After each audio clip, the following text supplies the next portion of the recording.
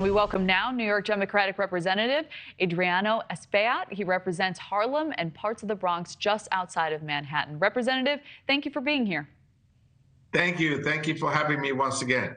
It's great to have you. So, as you know, cities across the country are overwhelmed and resources are being stretched thin. Being the first person elected to Congress who was formerly an undocumented immigrant, you have a unique perspective on the situation. What do you think needs to happen to address the issues our country is facing now? Well, first and foremost, I think that those migrants are coming to the United States because there's a crisis of democracy in the hemisphere in South America, both from governments in the right and the left. And so they flee gang violence. A gang tries to recruit a 13-year-old, and the mom picks him up with her two other kids and walks hundreds, if not thousands of miles to the border. There may be government violence. Somebody's life may be threatened.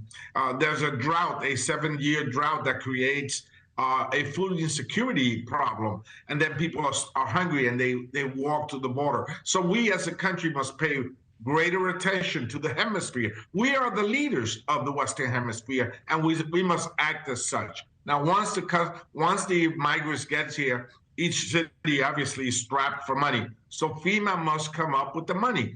$800 million were allotted early in the year. Only 300 and change have been released. Out of that, $38 million, that's what New York City got. New York City is carrying the load of the number of migrants, and we should get more money from FEMA. FEMA, in this case, is the disaster.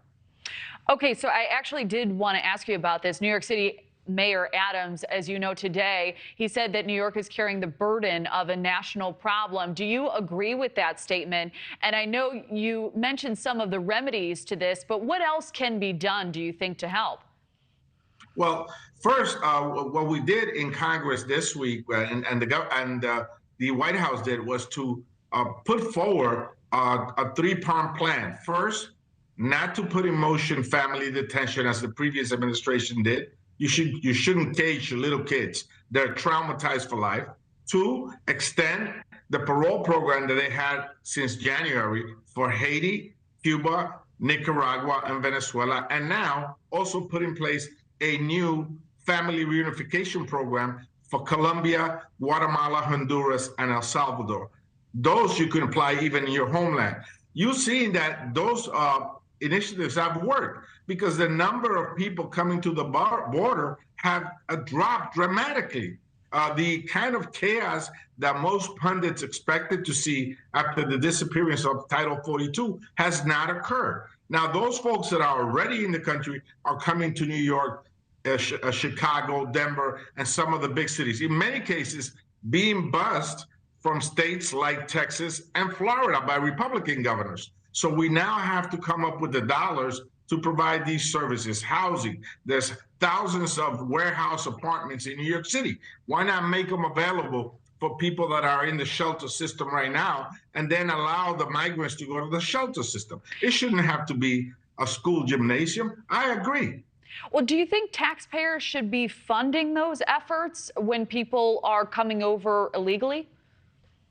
Well, folks are coming to the United States because they're facing a hemispheric crisis. Now, once they're here, the Texas and Florida are using federal dollars to bus them to these cities. That's what is happening on the ground.